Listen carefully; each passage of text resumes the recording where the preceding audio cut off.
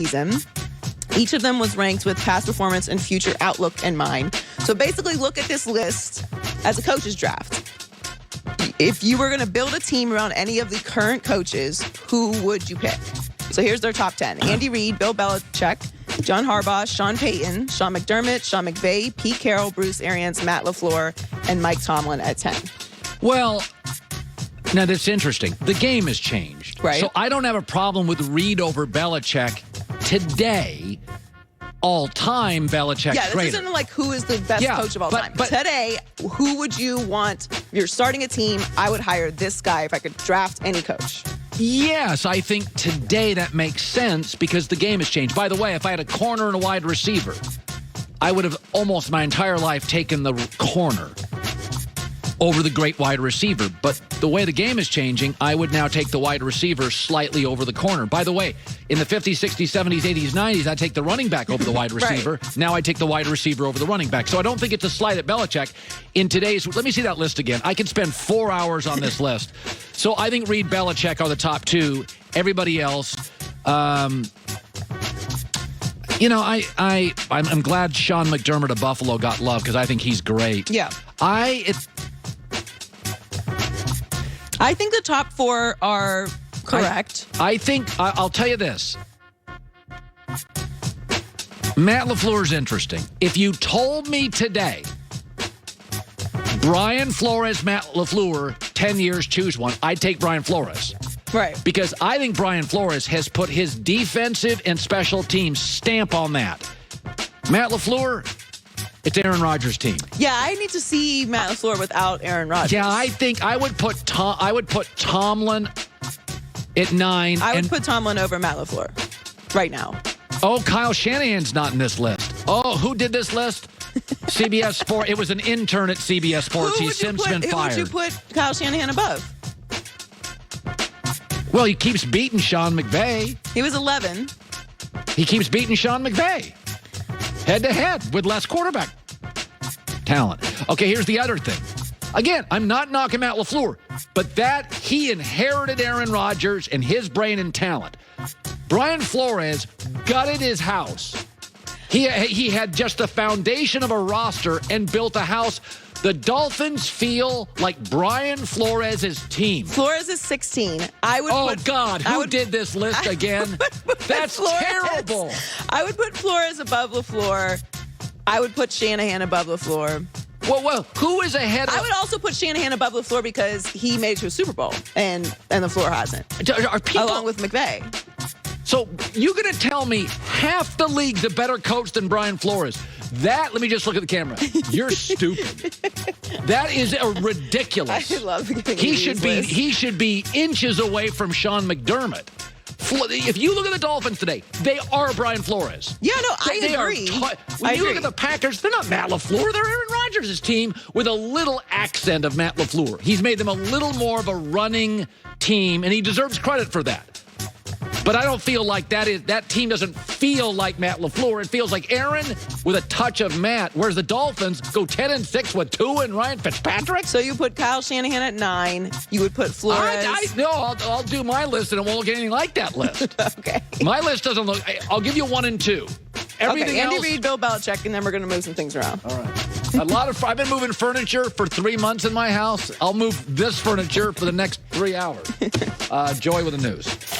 Well, that's the news. And thanks for stopping by. The Herd Lie News. That is performance, and the Clippers win last night, but he's taken a lot of criticism over his postseason career, and he believes he gets singled out in a negative way more than any other star in the league. I do, and it's the honest truth. It's a fact, but I can't worry about that. It's comes with the job, I guess. But it is what it is. I still try to go and dominate. And so it is what it is. They can judge me on what they want to. That part don't matter to me. I'm gonna go out there and hoop and give everything I got. So I said, if we're gonna acknowledge that Anthony Davis is actually a 2, but as talented as a 1, Is it possible that Paul George, because of his inconsistency, is viewed as a 2, but he's actually just a lower-end 1, which is he does some things better than Kawhi. He does a lot of things as good as Kawhi, and he's way more available than Kawhi. So the availability part, I agree with, because I am all in on consistency when it comes to that. Like, be there every night. That's why I think Eli Manning gets a lot of pushback, and I'm like, listen, you can think whatever you want about Eli Manning. That dude was on the field every game. You knew Eli was going to be 15 years. Everybody else had to figure out the injuries and whatever. Like, he did not miss a game's injury in his career. There is value to that level of consistency. Might not be the greatest, but you're going to be there every day. Yeah. So you know what you're going to get from him. So that part I do agree with, but he is very inconsistent in big games. So I don't think that you can elevate Paul to an actual, total 1 if I really don't know what I'm going to get from you. I might get greatness. Okay, but it's a very good, it's the best argument against me. But do I get what I think I'm going to get out of Harden in the playoffs? Paul George is a better playoff game than Harden a lot. And that's a guaranteed 1. And Harden just unravels in playoff games and gives me... Yes, and I think but I think Harden gets criticism for...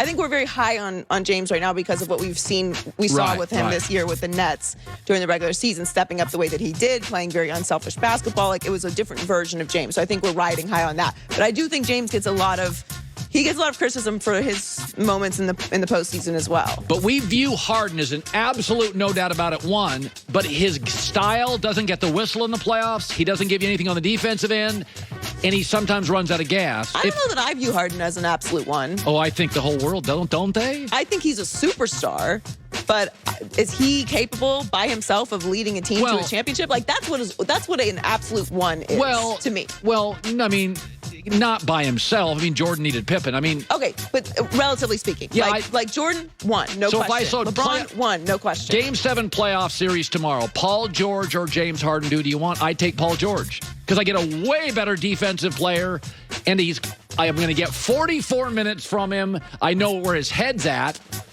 So that's tough. It is. That's what makes it confusing. Is it possible Paul George is a weaker 1 and not a 2? Because I'm watching last night, and I'm like...